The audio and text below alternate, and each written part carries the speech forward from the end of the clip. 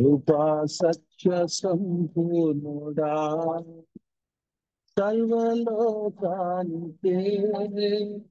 చక్రవర్తి నీవేసయ్యా సర్వలోకానికే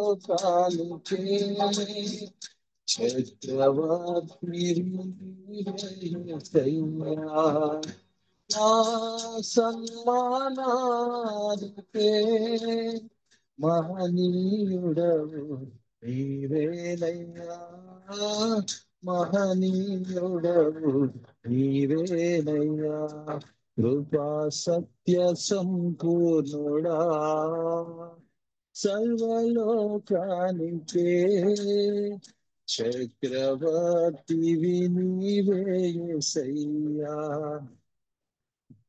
ఎర్ర సముద్రము నీ ఆజ్ఞ మేరకు రహదారిగా మారగా ఎర్ర సముద్రము నీ ఆజ్ఞ మేరకు రహదారిగా మారగా దాటిరే నీ జనులు బహుక్షేమముగా ఆ జలములలోనే శత్రు సైన్యము మునిగిపోయేది ఆ జలములలోనే శత్రు సైన్యము మునిగిపోయేది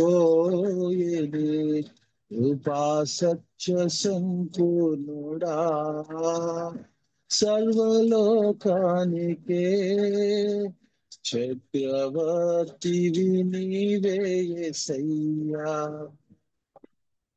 నూతన క్రియను చేయుచున్నానని నీవు సెలవీయగా నూతన క్రియను చేయుచున్నానని నీవు సెలవీయగా నా ఎడారి జీవితమే సుఖ సౌఖ్యము కాగా నారణ్య రోదన ఉల్లాసముగా మారిపోయేనే నారణ్య రోదన ఉల్లాసముగా మారిపోయేనే కృపా సత్య సంపూర్ణుడా సర్వలోకానికే చక్రవర్తివి నీవేసయ్యా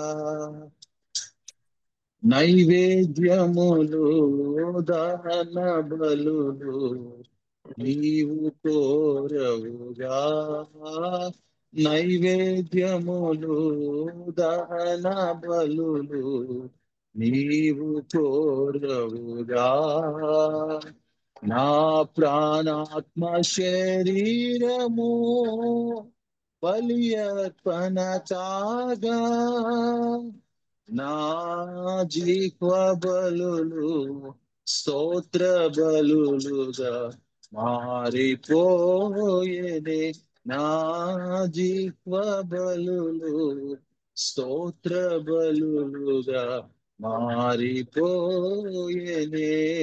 కృపా సత్య సంపూర్ణుడా సర్వలోకానికే చక్రవర్తివి నీవేసయ్యా సర్వలోకానికే చక్రవర్తివి నీవేసయ్యా నా సన్మానానికే మహనీయుడవు నీవేనయ్యా మహనీయుడవు నీవేనయ్యా మహనీయుడవు నీవేనయ్యా మహనీయుడవు నీవేనయ్యా ప్రైజ్ లార్డ్ అందరికి వందనాలండి.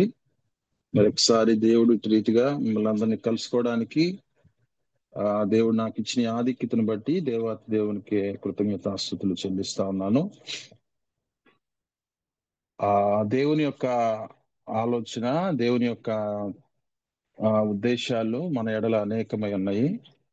వాటిలో ప్రత్యేకంగా మన జీవితంలో దేవుని ఉద్దేశం ఏంటంటే మనము కూడా ఆయన పరిశుద్ధుడు గనక మనము కూడా పరిశుద్ధులమై జీవించాలని ఆయన ఆశపడతా ఉన్నారు. ఈ లోకాన్ని విడిచి ఈ లోకాన్ని పూర్తిగా అసహించుకుంటూ మరి లోకంలో జీవిస్తున్నప్పటికీ మరి ఆ నీటిలో ఉన్నటువంటి తామరాకు వలె మరి ఆ లోక మాలిన్యం అంటకుండా పరిశుద్ధత కలిగి ఆయనకి ఇష్టలుగా జీవించాలనేది మనందరి విషయంలో దేవుని యొక్క చిత్తము, దేవుని యొక్క ఏర్పాటు అయి ఉన్నది. అందుకనికే దేవుడు మనల్ని మరి వెతికి రక్షించారు.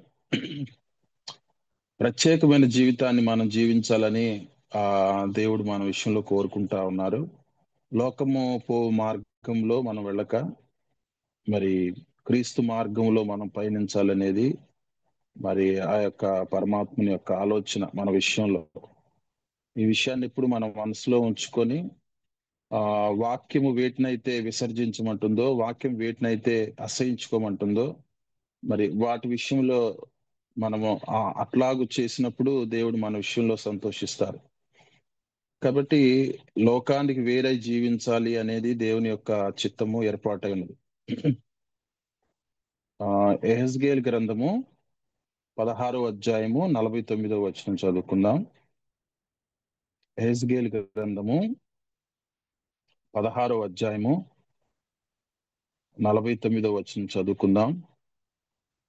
నీ చెల్లెలైన సొదొమ చేసిన దోషమేదనగా దానికిని దాని కుమార్తెలకును కలిగిన గర్వమును, ఆహార సమృద్ధియు, నిర్విచారమైన సుఖస్థితియు నన్నదియే. అది దీనులకును దరిద్రులకును సహాయం చేయకుండెను.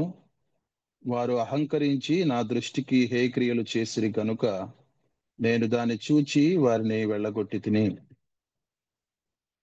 షోమ్రోను సహా నీ పాపములలో సగమైనా చేయలేదు. అది చేసిన వాటికంటే నీవు అత్యధికముగా హేక్రియలను చేసితివి. నీవు ఇన్ని హేక్రియలు చేసి నీ సహోదరిని నిర్దోషురాలిగా కనబరుచుతివి. నీవు వారికంటే అత్యధికముగా హేక్రియలు జరిగించినందున నిన్ను బట్టి చూడగా నీ సహోదరులు నిర్దోషురాండ్రుగా కనబడుదురు. నీవు వారికి విధించిన అవమాన శిక్ష నీకే రావాలను. నిన్ను బట్టి చూడగా నీ సహోదరులు నిర్దోషురాండ్రుగా కనబడుదురు గనుక నీవు అవమానపరచబడి సిగ్గునందుము. మంచిదండి. యెహెజ్కేలు అనే ప్రవక్త, దేవుడు ఏర్పాటు చేసుకున్న ప్రవక్త. ప్రవక్తల్ని వాక్యము 3 రకాలుగా విభజించింది.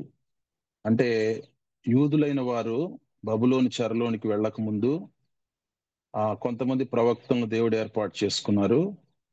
తర్వాత 70 సంవత్సరాలు మరి బబులోని చెరలోనికి వెళ్ళిన తర్వాత అక్కడ దేవుడు తన ప్రజలను సరిచేయటానికి, బుద్ధి చెప్పటానికి, ఆలోచన ఇవ్వడానికి మరికొంతమంది ప్రవక్తలను ఏర్పాటు చేసుకున్నారు. అలాగే చెరలో నుంచి బయటకు వచ్చిన తర్వాత మరి తన ప్రజల కోసము కొంతమంది ప్రవక్తలను దేవుడు ఎన్నుకున్నారు. కాబట్టి చెర ముందు ప్రవక్తలు, చెరలో ప్రవక్తలు, తర్వాత ప్రవక్తలు, ఈ 3 రకాల 3 దశల్లో దేవుడు ప్రవక్తలను ఏర్పాటు చేసుకున్నాడు. ప్రవక్త అంటే మరి దేవుని దగ్గర నుంచి దేవుని ఆలోచనలను, దేవుని ఉద్దేశాలను, భవిష్యత్తులో జరగబోయే విషయాలను దేవుడు తన ప్రజలైన వారికి తెలియచేయడానికి ఒక వ్యక్తిని ఏర్పాటు చేసుకుంటారు. ఆ వ్యక్తికి తన మనసులో ఉన్న వాటన్నిటిని కూడా తెలియచేస్తారు. ఇవి వెళ్ళి ప్రజలకు చెప్పమని ఆ వ్యక్తిని దేవుడు ఏర్పాటు చేసుకుంటారు. ఆ వ్యక్తిని ప్రవక్త అని వాక్యం మనకు సెలవిస్తా ఉంది. యాజకుడు అంటే మరి దేవుని దగ్గరకు ప్రజల యొక్క విన్నపములను, ప్రజల అవసరతలను, ప్రజల ఆలోచనలన్నిటిని తీసుకుని వెళ్ళే వ్యక్తిని యాజకుడు అంటారు. కాబట్టి ప్రవక్త వేరు, యాజకుడు వేరు. ప్రవక్త అంటే దేవుని దగ్గర నుంచి వార్తను ప్రజలకు చేరవేసేవాడు. యాజకుడు అంటే ప్రజల దగ్గర నుంచి వార్తను దేవుని దగ్గరకు తీసుకుని వెళ్ళే వ్యక్తి. కాబట్టి ఆ ప్రవక్తలను దేవుడే ఏర్పాటు చేసుకున్నారు. చెరకు ముందు అంటే బబులోను చెరలోనికి మరి యూదులైన వారు వెళ్ళక మునుపు దేవుడు కొంతమంది ప్రవక్తలను ఏర్పాటు చేసుకున్నాడు. మరి ఓబద్యా గాని, అలాగే ఆమోస్ కానీ, యెషయా గాని, మీకా గాని, నహూము, జఫన్యా, హబకుక్కు వీళ్ళంతా చెర ముందు, అంటే చెరలోనికి వెళ్ళక ముందు, యూదులు బబులోను చెరలోనికి వెళ్ళక మునుపు వీరంతా కూడా తన ప్రజలైన వారికి దేవుడు చెప్పిన మాటలు వారికి తెలియచేస్తా ఉండేవాళ్ళు. చెరలో ఉన్నటువంటి ప్రవక్తలు, అంటే 70 సంవత్సరాలు దేవుడు శత్రువులైనటువంటి బబులోని వారికి యూదులను అప్పగించినప్పుడు ఆ చెరలో కూడా ఇద్దరు ప్రవక్తల్ని దేవుడు ఏర్పాటు చేశారు. ఒకటి దానియేలు అయితే, రెండు యెహెజ్కేలు.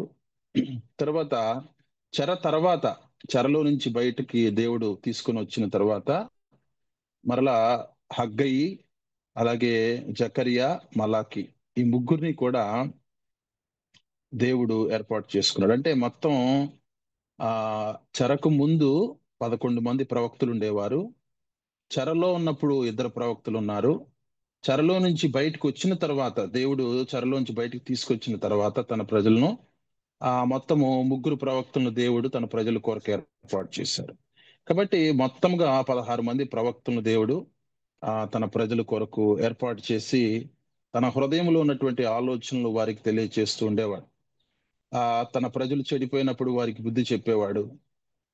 భవిష్యత్తులో జరగబోయే అనేక విషయాలను ప్రవక్తలను వాడుకొని దేవుడు వారికి తెలియజేస్తూ ఉండేవాడు. కాబట్టి ఇప్పుడు మనం చూసుకున్నట్లుగా యెహెజ్కేలు ప్రవక్త చెరలో ఉన్నప్పుడు, అంటే ప్రజలు, తన దేవుని ప్రజలైన యూదా వారు బబులోను చెరలో మరి అష్ట కష్టాలు పడతా ఉన్నారు 70 సంవత్సరాలు. ఆ సమయంలో యెహెజ్కేలుని, దానియేలుని దేవుడు ఏర్పాటు చేసుకున్నాడు.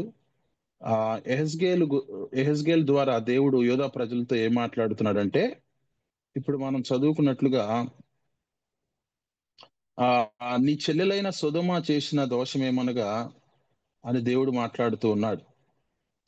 మాట్లాడుతూ, నీ చెల్లెలైన సొదొమ కంటే కూడా నీవు ఘోరమైనటువంటి తప్పిదాలు చేశావు. వారితో నీతో పోల్చుకుంటే వారే నిర్దోషులుగా ఎంచబడుతూ ఉన్నారు నా దృష్టిలో అని దేవుడు మాట్లాడుతూ ఉన్నాడు. ఎవరితో మాట్లాడుతున్నాడు అంటే యెహెజ్కేలు ద్వారా తన ప్రజలైన యూదా ప్రజలతో దేవుడు మాట్లాడుతున్నాడు. సొదొమ దోషము కంటే నీ దోషము అధికముగా ఉన్నది.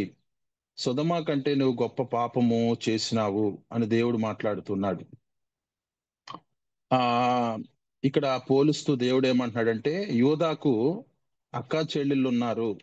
అక్కేమో షోమ్రోను, చెల్లేమో సొదొమ అని దేవుడు పోలుస్తూ తన యొక్క సేవకుడైనటువంటి ప్రవక్త అయిన యెహెజ్కేలు ద్వారా మాట్లాడుతూ ఉన్నాడు.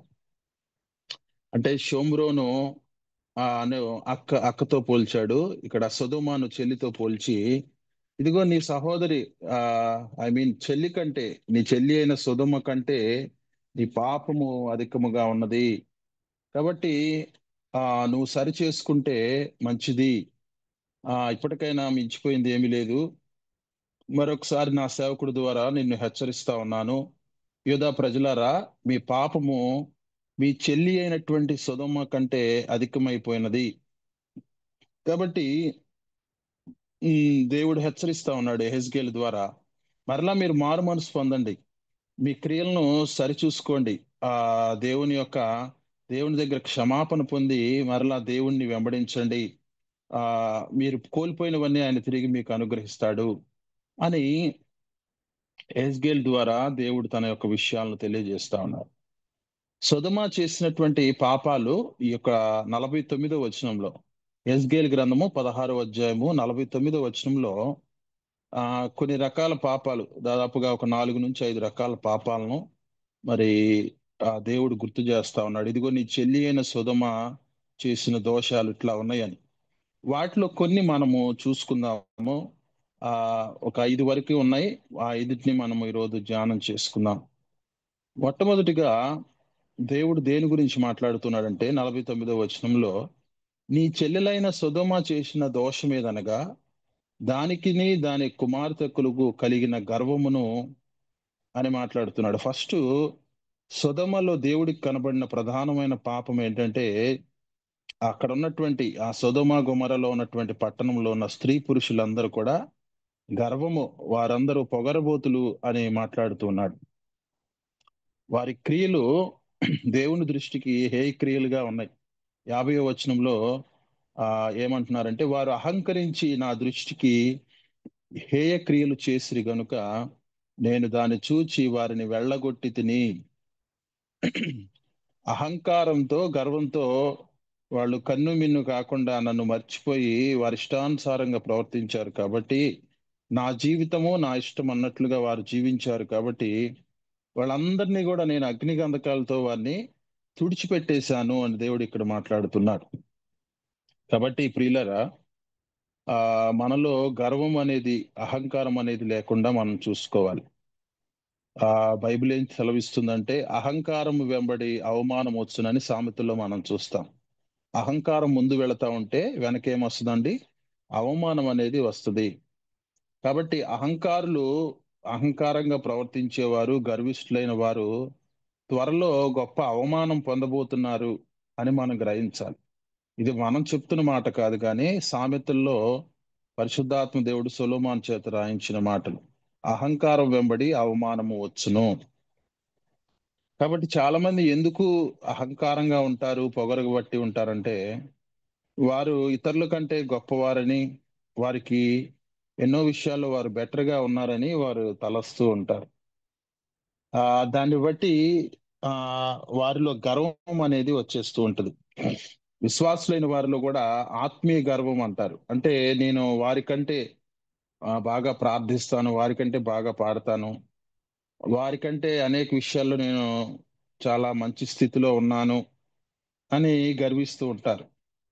కొంతమంది సమయం వచ్చినప్పుడల్లా వారు ఇతరులతో వారి సాక్ష్యం పంచుకునేటప్పుడు, మరి నేను ఈ స్థితిలో ఉన్నాను, ఇది నా గొప్పతనం కాదు గానీ, నేను ఆ స్థాయిలో ఉన్నాను, ఈ స్థాయిలో ఉన్నా అని చెప్పుకుంటారు. మరి హృదయం నిండిన దాన్ని బట్టి నోరు మాట్లాడుతదన్నట్లుగా అది వారి గర్వస్థితిని తెలియజేస్తది. పౌలు గారు అంత గొప్ప సేవ చేసి, అన్ని చోట్ల మందిరాలు కట్టి, అంతమంది సేవకులను ఏర్పాటు చేసిన ఆయనే, ఇంకా నేను సంపూర్ణ సిద్ధి పొంది ఉన్నానని అనుకోవడం లేదు కానీ, నేను ఒకటి చేస్తున్నాను, వెనుకున్న వాటిని మరిచి ముందుకు సాగిపోతా ఉన్నాను అని మాట్లాడుతున్నారు. అంటే ఆయన జీవితంలో ఇసుమంతైన గర్వం మనం చూడము. నేనింకా సంపూర్ణ సిద్ధి పొందలేదు. కానీ నేనొకటైతే చేస్తా ఉన్నాను. వెనుకున్న వాటన్నిటిని మర్చిపోయి, ముందున్న క్రీస్తుని వెంబడిస్తున్నాను ఆ సిలువనెత్తుకొని. ఇలాంటి స్వభావాన్ని మనందరం సంతరించుకోవాలి. సాతానుడు కొన్నటువంటి ప్రధానమైన లక్షణం ఏంటంటే గర్వము. అది ప్రజల్లో చొప్పించాలని వాడు మెల్లని స్వరం ద్వారా వారితో మాట్లాడుతూ ఉంటాడు. సృష్టిలో గూడా మొట్టమొదటి పాపము గర్వమే. లూసిఫర్‌ని పరలోకం నుంచి దేవుడు భూలోకానికి నెట్టివేయడానికి, త్రోసివేయటానికి ప్రధానమైన కారణము గర్వమే. ఒక భక్తుడేమన్నాడంటే, "గర్వము దేవదూతల్ని దెయ్యాలుగా మారుస్తుంది" అని చెప్పారు. గర్వం అనేది దేవదూతలను సైతం దెయ్యాలుగా మారుస్తుంది. అలాంటిది మనుషులమైన మనల్ని గర్వం ఇంకా ఎంత భయంకరమైన స్థితిలోనికి తీసుకొని వెళ్తుందో మనం ఒకసారి ఊహించాలి. దేవదూతలనే దెయ్యాలుగా మార్చే శక్తి గర్వానికుంటే, మనుషులైన మనల్ని ఇంకా ఎంత మరి అపాయకరమైన స్థితిలోనికి ఈ గర్వం తీసుకువెళుతుందనే విషయాన్ని మనం గ్రహించాలి.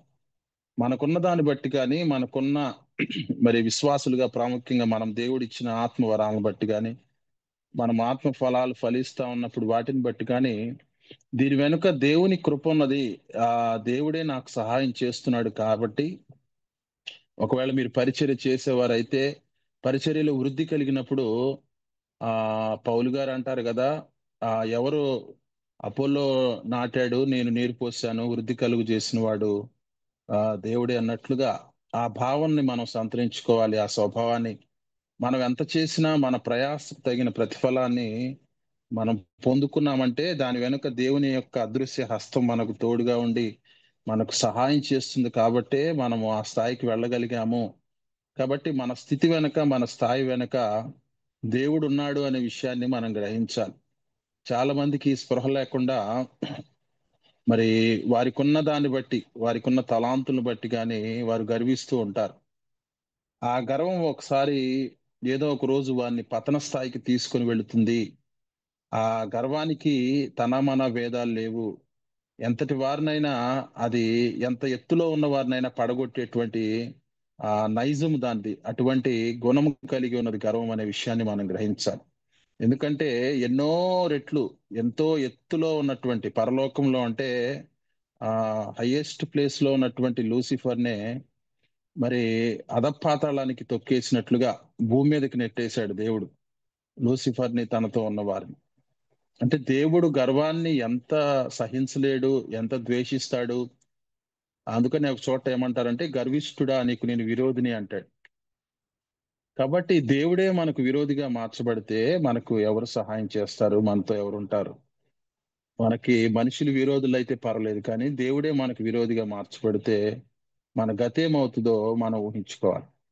కాబట్టి గర్వాన్ని మన హృదయంలోనికి రావనీయకుండా యేసు ప్రభు వారు ఎలాగైతే ఈ భూమి మీద జీవించినప్పుడు ఆ సాధు స్వభావం కలిగి వినయ మనస్కుతో ఆ తనకంటే ఆ మరి ఆ తన శిష్యులైన 12 మంది పాదాలను యేసుప్రభు వారు కడిగారు.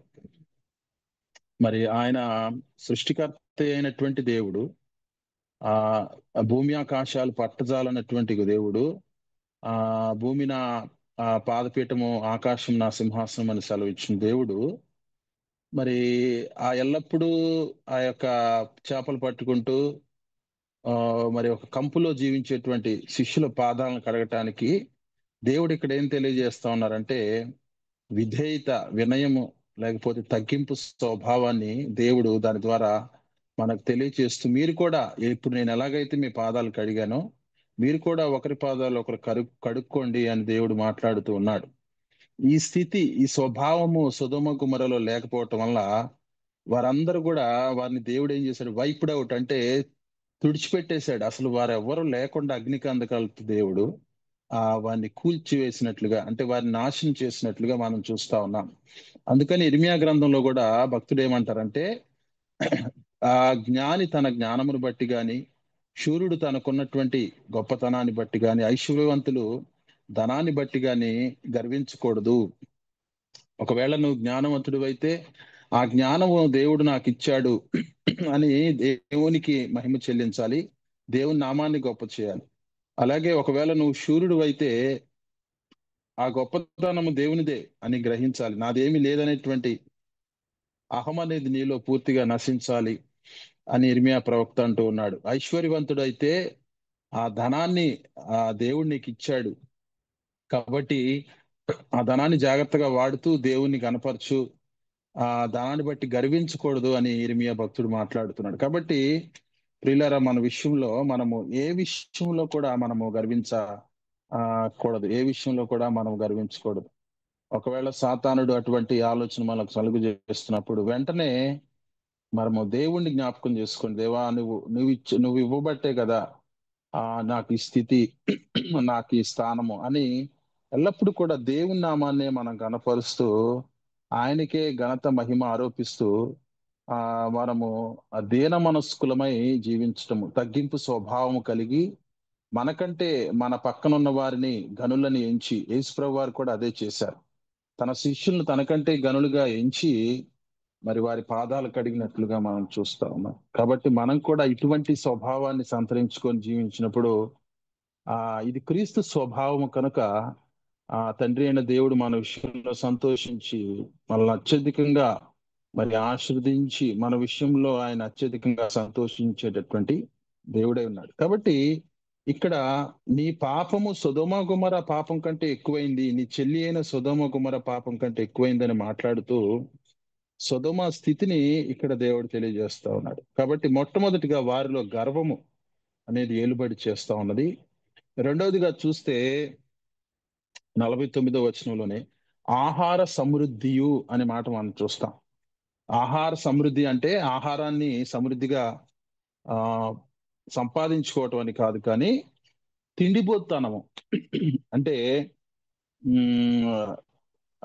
They love to eat more than God. వారు తిండిని ఎక్కువగా ప్రేమించేవాళ్ళు, దేవుని కంటే ఎక్కువగా తిండిని ప్రేమించేవారు. కాబట్టి ఆ సొదొమ గొమొర్రాలో ఉన్నటువంటి ప్రజలు తిండిపోతులు. తిండిపోతు తనము పాపము అని ఎంతమందికి తెలుసు అండి? ఈ రోజుల్లో చాలా మందికి తెలియదు. తిండిపోతనము కూడా పాపమే. బిల్లీ గ్రహం గారు ఒక బుక్ రాశారు, 7 డెడ్లీ సిన్స్ అని, 7 మరణకరమైనటువంటి పాపములు అనే ఒక బుక్ రాశారు. ఆ బుక్ లో తిండిపోతనాన్ని కూడా ఆ ఒక పాపముగా, ఒక మరణకరమైనటువంటి పాపముగా దేవుడు బిల్లీ గ్రహం గారు ఎత్తి రాయటము జరిగింది. ఎవరికైనా అందుబాటులో ఉంటే ఈ బుక్ చదవండి. 7 డెడ్లీ సిన్స్ అని ఒక బుక్ రాశారు బిల్లీ గ్రహం గారు. దాంట్లో తిండిపోతనాన్ని కూడా ఒక పాపంగా మరి వాక్యం సెలవిస్తుంది. దాని గురించి ఆయన రాయడం జరిగింది. వాక్యం ఏం సెలవిస్తుందంటే తిండిపోతనం గురించి, సామెతల గ్రంథము 23వ అధ్యాయము 2వ వచనంలో మనం చూస్తే, సామెతల గ్రంథము 23వ అధ్యాయం 2వ వచనంలో, నీవు తిండిపోతువైన ఎడల నీ గొంతుకకు కత్తి పెట్టుకును కత్తి అనే అడ్డం మాట పెట్టుకో. మనం చూస్తాం.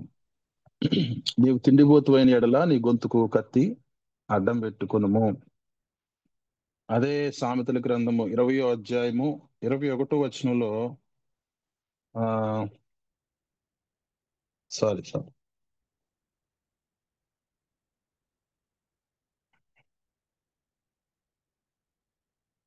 అంటే సొలొమోను ఎందుకు గొంతుకు కత్తి అడ్డం పెట్టుకోమంటూ ఉన్నాడంటే, తిండిపోతనం అనేది, అది ఎవరైతే తిండిపోతులుగా ఉంటారో వారు అది దరిద్రులుగా చేస్తుంది వారిని. తిండిపోతనం అనేది చివరికి ఏం చేస్తుందంటే వారిని దరిద్రతలోనికి నడిపిస్తుంది. కాబట్టి తిండిపోతూ నీ గొంతుకు కత్తి అడ్డం పెట్టుకో అంటే, తినే విషయంలో జాగ్రత్తగా ఉండు అని మాట్లాడుతున్నాడు. ఏమంటే చాలా మందికి, నాకు తెలిసిన వాళ్ళు ఉన్నారు, వాళ్ళకి సోమవారం నాన్ వెజ్ ఉండాలి, మంగళవారం ఉండాలి, బుధవారం నాన్ వెజే, గురువారం నాన్ వెజే, శుక్రవారం ఉండాలి, శనివారం ఉండాలి. ఆదివారం కూడా ఇక అందరు తెచ్చుకుంటారు కదా, అందుకని ఆదివారం కూడా వాళ్ళు తెచ్చుకుంటారు. అంటే వీళ్ళు ఎవరో దేవుని దృష్టిలో అంటే తిండిపోతులు. అధికముగా మాంసాపేక్ష, మాంసం తినే వారితో కానీ ఆ తాగుబోతులతో కానీ మనం సహవాసం చేయకూడదు అని దేవుడు మాట్లాడుతూ ఉన్నాడు. ఈ తిండిపోతులు నీ దేవుడు అసహించుకుంటూ ఉంటాడు. ఆ ఏదో ఒక భక్తుడు అన్నాడు, కొంతమందికంట పీస్ లేకపోతే పీస్ ఉండదంట. అంటే ముక్క లేకపోతే వాళ్ళకి ముద్ద దిగదు, అంటే సంతోషం అనిపించదు. ప్రతిరోజు నాన్ వెజ్ ఉండాల్సిందే. ఇట్లాంటిది పాపమని ఎంతమందికి తెలుసు? తిండిపోతనము, దొరికిందల్లా తీసుకొని వెళ్ళి కడుపులో వేయటం. చాలా మంది చెత్తంతా తింటారు.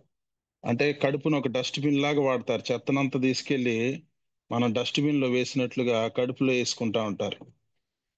చాలా మందికి ఈ రోజుల్లో పరిస్థితి ఏంటంటే వాళ్ళకి అసలు ఆకలి అవ్వట్ల. ఎందుకు ఆకలి అవ్వట్లేదంటే, ఆకలి కాకముందుపే వారు ఏదో ఒకటి చెత్త ఈ డస్ట్బిన్ లాగా కడుపులో వేసేసుకుంటా ఉన్నారు. కాబట్టి చాలా మందికి జనరేషన్ లో అసలు ఆకలి అంటే ఏంటో తెలియదు. కారణం ఏంటంటే ఎప్పుడు ఏదో ఒకటి తినటమే. ఈ ఫాస్ట్ ఫుడ్స్ వచ్చిన తర్వాత యవనస్తులకి బాగా భయంకరమైనటువంటి ఆ వ్యాధులు గుండా వాళ్ళు వెళ్తా ఉన్నారు. కారణం ఏంటంటే ఈ యొక్క పాపము, తిండిపోతనం అనేటువంటి పాపము. లిలియన్ స్టాన్లీ గారు లిలియన్ స్టాన్లీ గారు ఒక బుక్ రాస్తూ దాంట్లో ఏమన్నారంటే, ఓవర్ వెయిట్ అనేది ఒక వ్యక్తికి నిజంగా అది ప్రాబ్లం కాదు, కానీ ఓవర్ వెయిట్ కాదు, కానీ ఓవర్ ఈటింగ్, అధికంగా తినడం వల్లే ఓవర్ వెయిట్ వాళ్ళకి వచ్చేస్తా ఉన్నది. అంటే ఈ రోజుల్లో పరిస్థితి ఎలా ఉందంటే ప్రియులరా, మరి తిండి లేక చచ్చే వారి కంటే తిండి ఎక్కువై వచ్చే రోగాలు ఎక్కువైపోయినాయి. చాలా చోట్ల తిండి దొరక్క చనిపోతున్నారు, అది వేరే విషయం. కానీ ఎక్కువ శాతము తిండి ఎక్కువై మరి ఎక్కువ తినేసి మరి గుండె జబ్బులు, రకరకాలైనటువంటి షుగర్లు, బీపీలు, తినకుండావన్నీ తినేసి, ఏమండి, కడుపుని ఒక డస్ట్బిన్ లాగా వాడేసి, మన శరీరము దేవుని ఆలయం అనేటువంటి స్పృహ లేకుండా, గ్రహింపు లేకుండా దానికి రోగాలకు నిలయంగా ఎంతమంది చేయడం లేదు ఈ రోజుల్లో.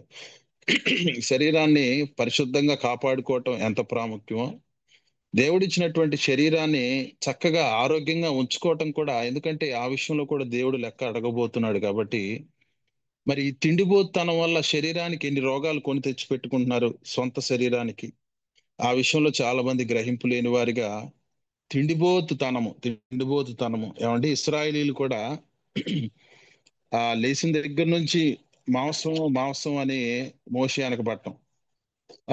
ఏరా నిన్ను తిన్నారు కదరా అంటే, లేదు లేదు మళ్ళీ ఈ రోజు కూడా కావాలని ప్రతిరోజు.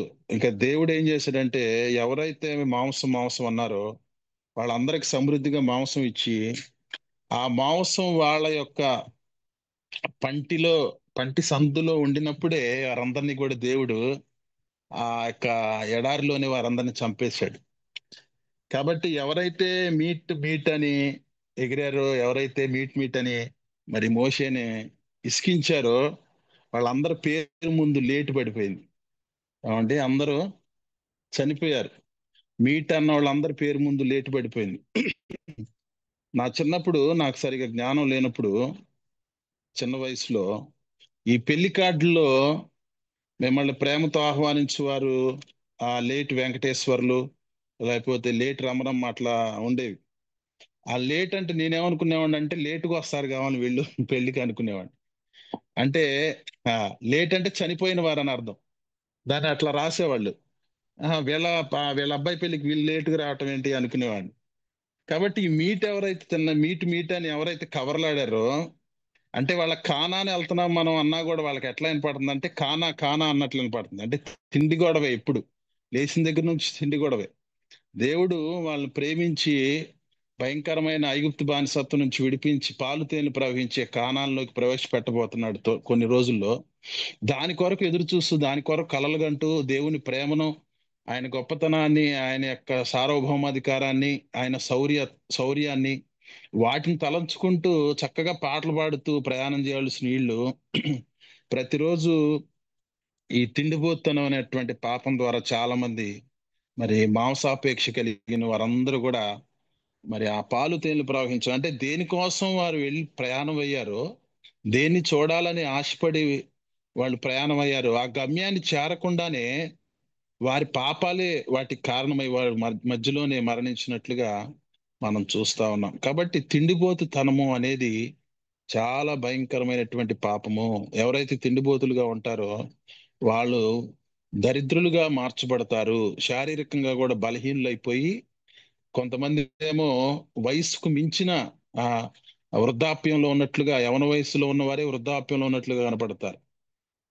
ఏమంటే కొంతమంది భయంకరమైన రోగాల చేత పట్టి పీడించబడతా ఉంటారు. కారణం ఏంటంటే ఆ ఫుడ్ మీద కంట్రోల్ లేకపోవటం, ఏది పడితే అది తినేసేయటం. ఆ దీనివల్ల రకరకాలైనటువంటి వ్యాధులు. అంటే దేవుడు నాకు ఈ శరీరాన్ని ఇచ్చింది, దీన్ని జాగ్రత్తగా ఆరోగ్యంగా కాపాడుకోవడానికి అనే స్పృహ లేకుండా విశ్వాసుల్లో సైతము చాలా మంది మరి ఇట్లాంటి స్వభావం, అంటే దేవుడు ఇచ్చాడు కదా డబ్బులు, తింటే తప్పే ఉందన్నట్లుగా ఇష్టానుసారంగా తిని రోగాలు కొని తెచ్చుకుంటున్నారు.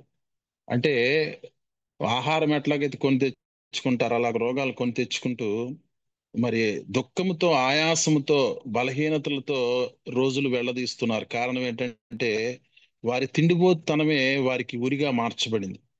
కాబట్టి తిండిపోతులారా మీ యొక్క గొంతులకి కత్తి పెట్టుకోండి అని ఇక్కడ దేవుడు హెచ్చరిస్తూ ఉన్నాడు. కాబట్టి మొట్టమొదటి పాపము వీరి విషయంలో గర్వం అయితే, రెండవది ఆ తిండిపోతుతనము అనేటువంటి పాపము వీరిలో ఉన్నట్లుగా మనం చూస్తాం. మూడవదిగా మనం చూస్తే వారిలో ప్రధానంగా కనపడేది సొదొమ వారిలో గర్వమును, ఆహార సమృద్ధియు, నిర్విచారమైన సుఖస్థితియు. నిర్విచారమైన సుఖస్థితి అంటే ఆ ఇక పని పాట లేకుండా సుఖించటము, అంటే సుఖపడటానికి అలవాటు పడినటువంటి ప్రాణాలు. అంటే ఎవరిని పట్టించుకోకుండా ఆ ఇక పాపం విషయమై, పరలోక విషయమై, ఆత్మ విషయమై ఆలోచన లేకుండా, గ్రహింపు లేకుండా జీవించేటువంటి స్థితి. ఎందుకు ఈ నిర్విచారమైన సుఖస్థితి వచ్చిందంటే, అక్కడ మరి సొదొమలో మంచిగా పంటలు పండుతాయి, సమృద్ధి ఉంది. వీటన్నిటిని బట్టి వారి కడుపు నిండినటువంటి పరిస్థితిలో ఉన్నారు. అంటే వారికి అన్ని దొరుకుతా ఉన్నాయి. వారి పశువులకి మంచి మేత దొరుకుతుంది, వీరు తినటానికి మంచిగా సమృద్ధి ఉన్నది, మంచి నేల.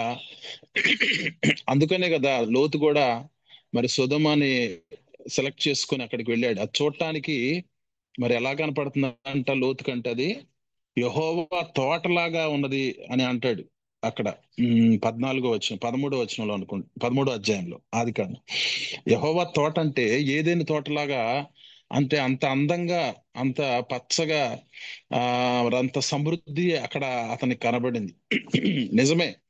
ఆ స్థితిని బట్టే వీరు ఎలా ఉన్నారు అంటే, వీరి స్థితి ఎలా ఉందంటే నిర్విచారమైన సుఖ స్థితిని వీరు కలిగి ఉన్నారు. అంటే ఆ లూకాసు వార్తలో మనం చూస్తే, లూకాసు వార్త 17వ అధ్యాయం 28లో వచనంలో అక్కడ అంచె దినాల్లో ప్రజలు ఎలా ఉంటారో అక్కడ రాయబడి ఉంది చూడండి. లూకాసు వార్త 17వ అధ్యాయము ఆ 28వ వచనంలో, లోతు దినముల్లో జరిగినట్లును జరుగును, జనులు తినుచు త్రాగుచు కొనుచు అమ్ముచు నారు నాటుచు ఇండ్లు కట్టుకొనుచుండిరి అనే మాట మనం చూస్తాం. అచ్యుతనాలు ఎలా ఉంటారంటే, ఇక వాళ్ళ ఆత్మ విషయమైనటువంటి పట్టింపు గాని, ఆలోచన గాని, గ్రహింపు గాని లేని వారై తినుచు తాగుచు కొనుచు అమ్ముచు నారు నాటుచు ఇండ్లు కట్టుకొనుచు, అంటే ఈ లోకంలో ఏదో సంపాదించుకోవాలి, అక్షయమైన వాటి కోసం పాకులాడుతూ, వాటి వెనుక ప్రయాసపడుతూ, వాటి కోసం అడ్డమైన గడ్డి తింటూ నిర్విచారమైనటువంటి సుఖస్థితిని వీరు కలిగి ఉంటారు. ఒక వ్యక్తి ఉన్నాడు కదా, ధనవంతుడు, నా ప్రాణమా తినుము తాగుము సుఖించుమన్నట్లుగా ఈ అంచె దినాల్లో ప్రజలు జీవిస్తూ ఉంటారు. కాబట్టి ప్రియులారా, జాగ్రత్తగా ఉందాము. ఈ నిర్విచారమైనటువంటి సుఖస్థితి మనలో ఒకవేళ అప్పుడప్పుడైనా కలుగుతుందేమో. మనము ఆత్మలో శరీరంలో చురుకుగా మనము ముందుకు సాగిపోయే కృప దేవుడు మనకి ఇవ్వాలి. కాబట్టి ఇక్కడ సొదొమ పరిస్థితి ఎలా ఉందంటే నిర్విచారమైనటువంటి సుఖస్థితి, పని పాట ఏమి లేదు, అన్ని సమృద్ధిగా ఉన్నాయి. ఇక ఉన్నదాన్ని బట్టి సుఖిస్తూ దేవుడెవరు అన్నట్లుగా, దేవుడు ఉన్నాడా అన్నట్లుగా, దేవుడు లేడు అనే భావనతో ఇక వారి సుఖస్థితిని బట్టి సంతోషిస్తూ దానిలో మునిగి తేలుతూ తినుచు త్రాగుచు అట్లా పొద్దు వెళ్లదీస్తూ ఉన్నారు వాళ్ళు. అట్లా దినాలు గడుపుతూ ఉన్నారు. అట్లా ఉన్నది లోతు దినాల్లో. కాబట్టి అంచు దినాల్లో ప్రజలు కూడా ఎట్లా తయారయ్యారంటే, వాళ్ళ ఆత్మ విషయమై, మరి మనం చనిపోతే ఎక్కడికి వెళతాము, మనం సరిగా భక్తి చేయకపోతే, పరిశుద్ధంగా జీవించకపోతే మన గతేంటి, మన డెస్టినీ ఏంటి అనేటువంటి గ్రహింపు లేని వారిగా, వారికి ఉన్న స్థితిని బట్టి గర్విస్తూ, వారి బిడ్డలకు ఉన్నటువంటి పరిస్థితిని బట్టి, వారికి ఉన్న చదువులను బట్టి, ఉద్యోగాలను బట్టి సంతోషిస్తూ, అటువంటి పరిస్థితులు ఈ రోజుల్లో మనం చూస్తా ఉన్నాం. ప్రియులారా, చాలా చోట్లకి వెళ్ళినప్పుడు వాళ్ళందరూ చెప్పే మాటలు ఇవే. ఎక్కువ మంది విశ్వాసులు మా కోసం ప్రార్థన చేయండి, మేము ఆత్మలో బలపరచబడాలి, ఆత్మలు ఎదగాలి, దేవునికి ఇష్టలుగా జీవించాలి అని అడిగేవారు తక్కువ. చాలా మంది ఇహ సంబంధంగా ఇల్లు కట్టుకోవాలండి, పిల్లలకి మరి ఆ ఉద్యోగం కోసం ప్రయత్నం చేస్తున్నాడు, గ్రూప్స్ రాస్తా ఉన్నాడు, వాటి కోసం ప్రార్థన చేయండి అని క్షయమైన వాటి కోసము, త్వరలో గతించిపోయే ఈ భూమి ఆకాశంలో ఉన్న వాటి కోసము వారు ప్రయాసపడుతూ, వాటి కోసం ప్రాకులాడుతూ, వాటి కోసమే ఆలోచిస్తూ, మరి ప్రార్థన వాక్యాన్ని పక్కన పెట్టి జీవిస్తున్న వారు ఎంతమంది ఉన్నారు ఈ రోజుల్లో. ఇది ఏంటంటే లోకాన్ని ప్రేమిస్తూ దేవుణ్ణి విడిచిపెట్టిన జీవితమే. లోకాన్ని ప్రేమిస్తూ దేవుణ్ణి విడిచిపెట్టినది. ఈ స్థితిని దేవుడు మరి ఉపేక్షించడు. ఇటువంటి వారి విషయంలో దేవుడు చాలా మరి సీరియస్ గా కలగ చేసుకుంటాడు. ఆయన యొక్క ఉగ్రత ఆ ప్రజల మీదకి వస్తుంది. అప్పుడు ఎలాగైతే లోతులో లోతు దినాల్లో సుధమల్లో ప్రజలు తినుతూ చాగుతూ నిర్విచారమైనటువంటి సుఖస్థితిని కలిగి ఉన్నారు, ఈ రోజుల్లో చాలా మంది అట్లాంటి సుఖస్థితిలో జీవిస్తా ఉన్నారు. వారి కోసం మనం ప్రార్థన చేయాలి. వారు లోకాన్ని విడిచిపెట్టాలి, దేవుణ్ణి హత్తుకోవాలని వారి కోసం ఎల్లప్పుడూ మనం ప్రార్థన చేయాలి. ఎందుకంటే ఈ లోకంలో మనం జీవించేది 3 నాళ్లే. మన మనము ఈ లోకాన్ని విడిచిపెట్టే రోజేదో మనకు తెలియదు. కాబట్టి జీవించినంత కాలం అబ్రహాములాగా, మోషేలాగా మనకి ఎంత ఆస్తున్నా, ఎంత ధనం ఉన్నప్పటికీ, మరి వారు ఎలాగైతే ఇది కాదు, పైనున్నది పరలోక పట్టణం, అది శాశ్వతమైనది, కాబట్టి ఇక్కడ గుడారాల్లోనే జీవిద్దాము అని ఎట్లాగైతే అబ్రహాము వారు నిర్ణయించుకున్నారు, అట్లా ఒక సామాన్యమైన జీవితాన్ని జీవిస్తూ మరి ఎల్లప్పుడూ ఆత్మలో మెలకువ కలిగి మనము జీవించినప్పుడు, భయముతో వణుకుతో మనం భక్తి చేసినప్పుడు దేవుడు మన విషయంలో సంతోషించే దేవుడై ఉన్నాడు. అనేక విషయాలను దేవుడు మనకి గ్రహింపులోనికి తీసుకుని వచ్చే దేవుడై ఉన్నాడు. కాబట్టి నిర్విచారమైనటువంటి సుఖస్థితిలో సొదొమ ప్రజలు ఉన్నారు. కాబట్టి ఇటువంటి వారందరినీ దేవుడు ఏమంటున్నాడంటే, వెర్రివాడ, ఈ రాత్రే నీ ప్రాణం అడుగుచున్నాను, నీవు సంపాదించిందంతా ఎవరిదగును అని దేవుడు మాట్లాడుతున్నాడు. ఎంతో సంపాదించి నా ప్రాణంతో నీ ప్రాణంతో నువ్వు మాట్లాడుకుంటున్నావు, ప్రాణమా తినుము తాగుము అని. ఈ రాత్రి నీ ప్రాణాన్ని అడుగుతా ఉన్నాను, ఎవరికి ఇస్తావు? ఎవరి వశం అవుతుంది? అది నీతో పాటు వస్తుందా? నీ ధనంతో పైకి రాగలుగుతావా? నువ్వు ఎలాగైతే ఆ ఒక్కడిగా వచ్చావో, ఏమీ తీసుకొని రాకుండా ఈ భూమి మీదకి వచ్చావో, అలాగే ఏమీ లేకుండానే ఈ భూమిని విడిచిపెట్టవలసింది ఉంది. కాబట్టి అట్లా నువ్వు జీవించాల్సింది పోయి ఒక నిర్విచారమైనటువంటి సుఖస్థితిలో నీవు ఉన్నావు అని వెర్రివాడైన ధనవంతుడితో దేవుడు హెచ్చరిస్తూ ఉన్నాడు. కాబట్టి ఆ నిర్విచారమైన సుఖస్థితి వారిలో మనకు కనబడతా ఉంది. మరొకటి ఏంటంటే, చూడండి, యెహెజ్కేలు గ్రంథము 16వ అధ్యాయము 49వ వచనం. ఆ నిర్విచారమైన సుఖస్థితియు నన్నది, అది దీనులకును దరిద్రులకును సహాయము చేయకుండెను. ఇది నాలుగోదండి. అది దీనులకును దరిద్రులకును సహాయము చేయకుండెను. అంటే ఆ దేవుడు ఒక గొప్ప స్థితిని ఇచ్చాడు, సుఖంగా వాళ్ళకు వాళ్ళే ఎంజాయ్ చేస్తా ఉన్నారు. దీనులైన వారిని, దరిద్రుల్ని మరలా తిరిగి సహాయం చేయలేని వారికి వారు సహాయం చేయడం లేదు, వారిని పట్టించుకోవడం లేదు, వారి విషయంలో వారు కన్సర్న్ కలిగి లేరు. అందుకని దాన్ని కూడా దేవుడు హెచ్చరిస్తూ, అది దీనులకును దరిద్రులకును సహాయము చేయకున్నది. పాపం అంటే చాలా మంది ఏమనుకుంటారంటే, అది చేయకూడదు, ఇది చేయకూడదు, అది చేస్తే పాపము, ఇది చేస్తే పాపము అంటారు.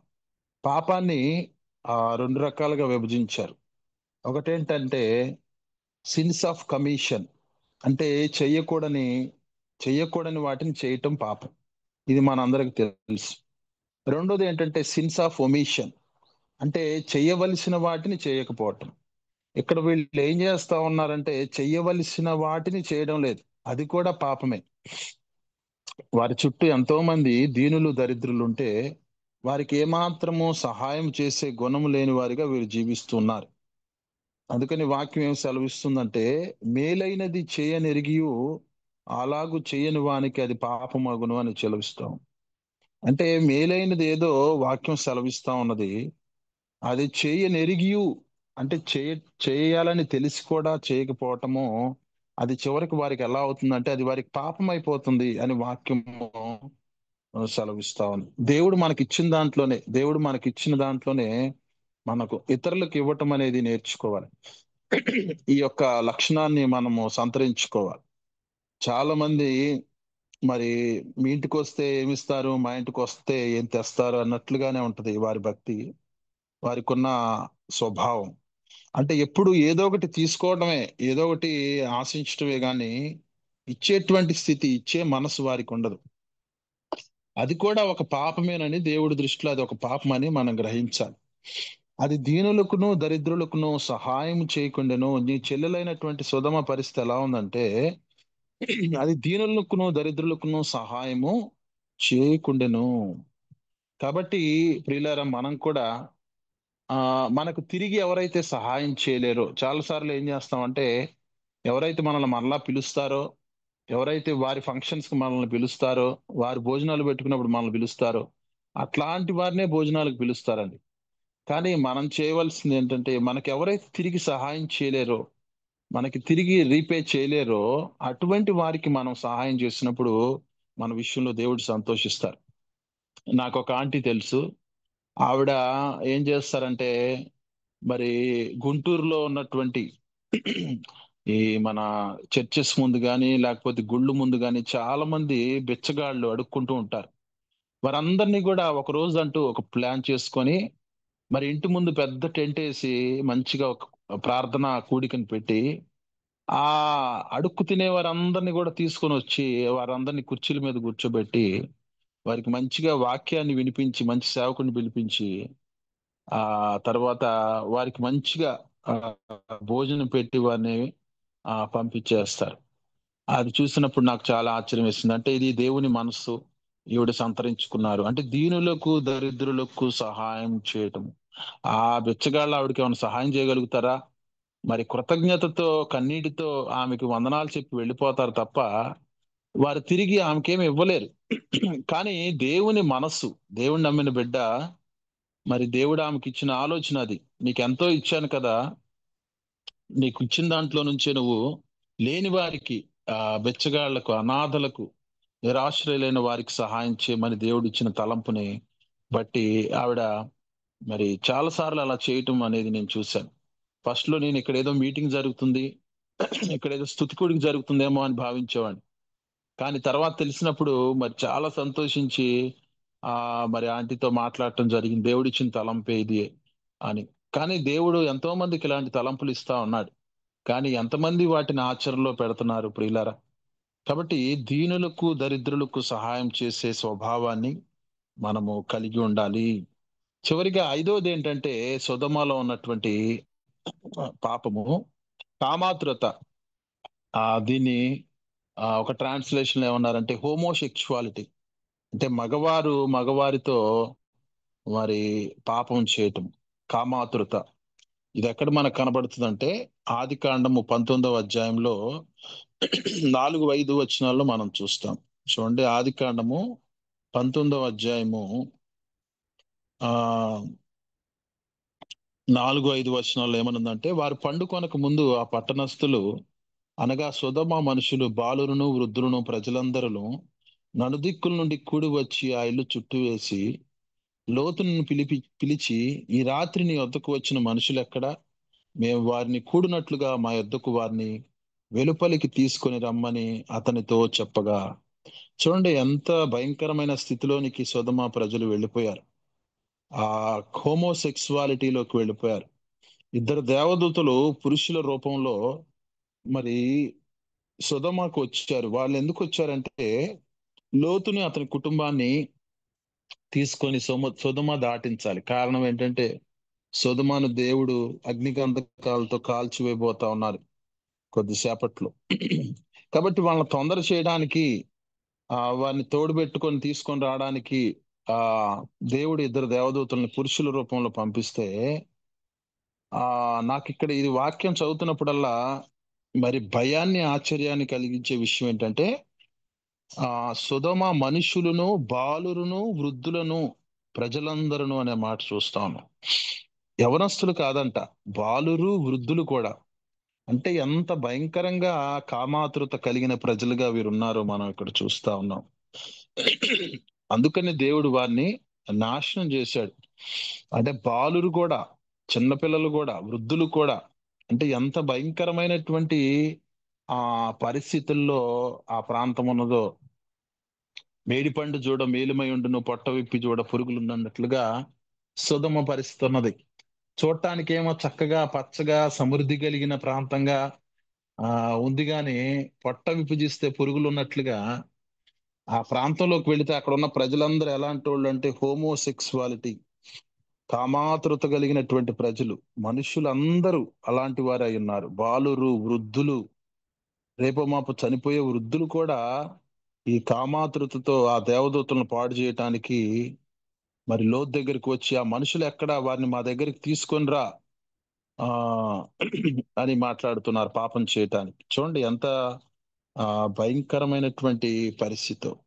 రోమీలికి రాసిన పత్రికలో ఒక మాట ఉంటుంది. రోమీలికి రాసిన పత్రిక 1వ అధ్యాయము 26వ వచనము. రోమీలికి రాసిన పత్రిక 1వ అధ్యాయం 26వ వచనంలో, అందువల్ల దేవుడు తుచ్చమైన అభిలాషలకు వారిని అప్పగించును, ఆ స్త్రీలు సైతము స్వాభావికమైన ధర్మమును విడిచి స్వాభావిక విరుద్ధమైన ధర్మమును అనుసరించి, అటువలే పురుషులు కూడా స్త్రీ యొక్క స్వాభావికమైన ధర్మమును విడిచి పురుషులతో పురుషులు అవాంఛనీయమైనది చేయుచు తమ తప్పిదమునకు తగిన ప్రతిఫలమును పొందుచు ఒకరి ఎడల ఒకరు కామతప్తులైరి. పురుషులతో పురుషులు, మరి దేవుడు సెక్స్ ని ఒక పరిశుద్ధమైనదిగా అందుకని దేవుడు ఏమన్నాడంటే ఆదాము అవ్వతో, మీరు ఫలించి వృద్ధిపరచండి, ఈ లోకాన్ని స్వతంత్రించుకోండి, ఈ భూమిని నింపండి. అంటే దేవుడు ఒక పవిత్రమైనదిగా ఆ సెక్స్ ని ఆయన ప్రవేశపెట్టాడు, ప్రజలకు పరిచయం చేశాడు.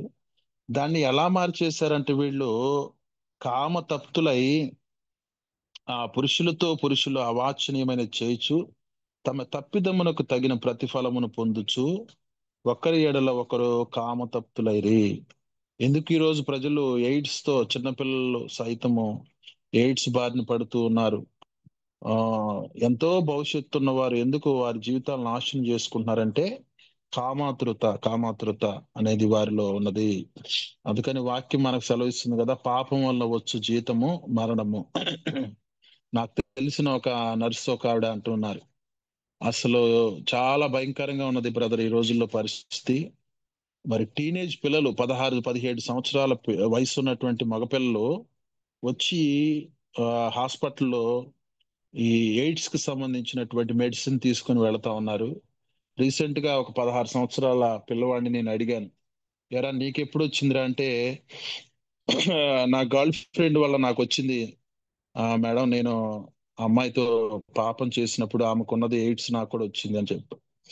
ఆ మాట విన్నప్పుడు వాడికి ఎంత భవిష్యత్తు ఉన్నది, వాడు టీన్స్ లో ఉన్నాడు, 16-17 సంవత్సరాల వయసులో.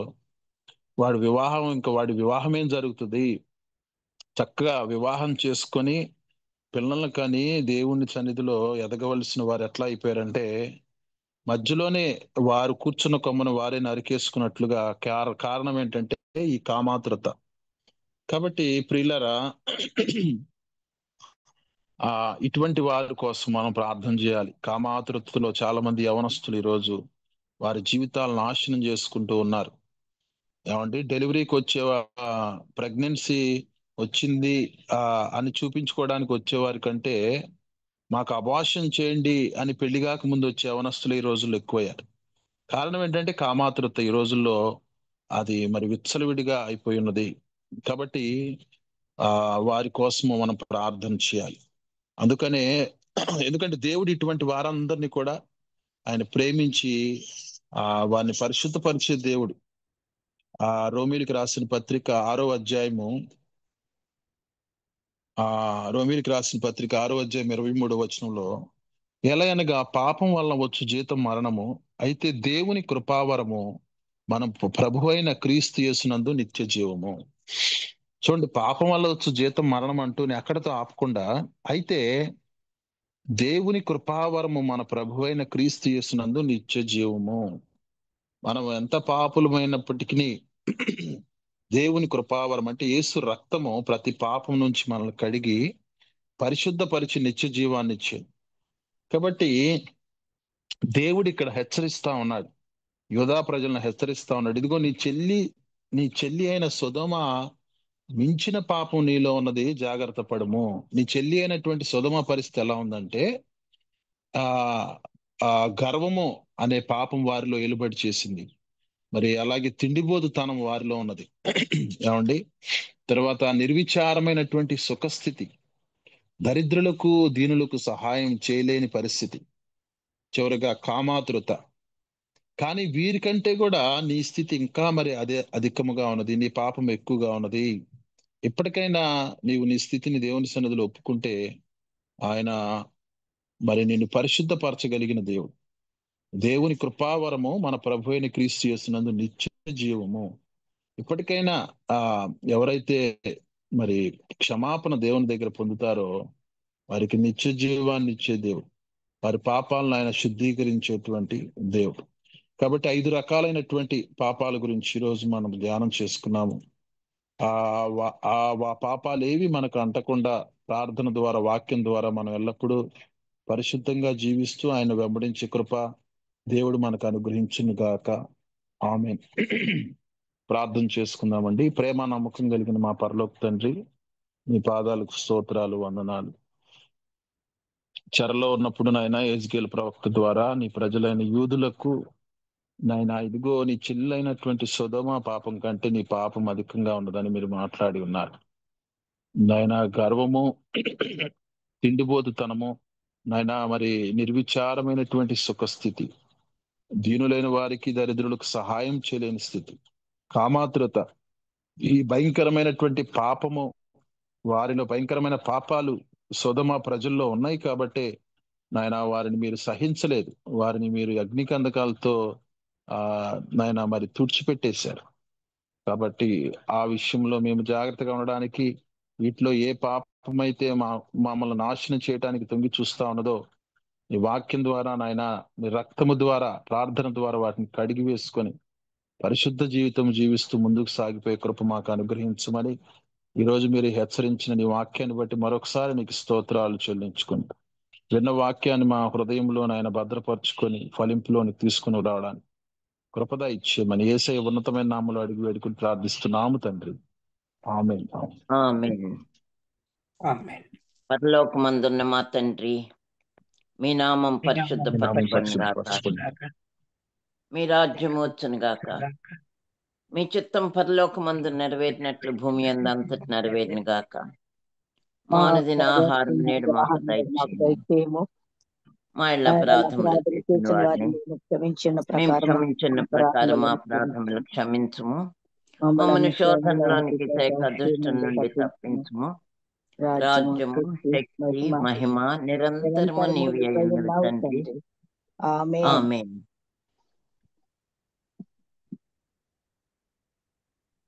మాస్టర్ గారు ఆశీర్వాదం ఇస్తారండి. మన తండ్రి అయిన దేవుని ప్రేమ, కుమారుడైనటువంటి క్రీస్తు వారి కృప, పరిశుద్ధాత్మ దేవుని యొక్క అన్యోన్య సహవాసము సమాధానము ఇప్పుడు ఎల్లప్పుడూ మనకును సకల పరిశుద్ధులకును తోడై ఉండి